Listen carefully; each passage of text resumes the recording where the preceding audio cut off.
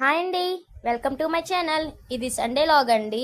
తర్వాత రోజు అంబేద్కర్ జయంతి అని చెప్పేసి అంబేద్కర్ స్టాచ్యూగా అయితే లైటింగ్స్ పెడుతున్నారు.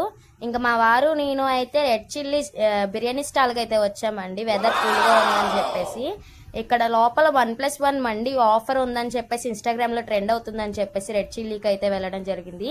అక్కడ అమ్మాయిలు అయితే అందరు అమ్మాయిలు ఉన్నారండి, అబ్బాయిలు మాత్రం ఎవరు లేరండి. ఓనర్ తప్ప ఎవరు లేరు అక్కడ. ఆ అమ్మాయిని అడుగుతున్నారు ఏంటమ్మా ఆఫర్స్ అని చెప్పేసి హిందీలో అడుగుతున్నారు. ఆమెకు అసలు తెలుగు రాదంటండి. నేను తెలుగులో మాట్లాడుతుంటే తెలుగు నయ్యాతా అని చెప్తుంది. అప్పుడు మా వారైతే అడుగుతున్నారండి ఏంటి మండిలో ఆఫర్స్ ఏంటండి అంటే ఏం లేదండి, గ్రిల్ చికెన్ ఒకటి లేకపోతే జ్యూసీ మండి వస్తుందండి, దాంట్లో గ్రేవీ రైత కట్ట అయితే వస్తుందండి అని చెప్తుందండి. చెప్పిన 10 నిమిషాలకైతే తీసుకొని వచ్చిందండి.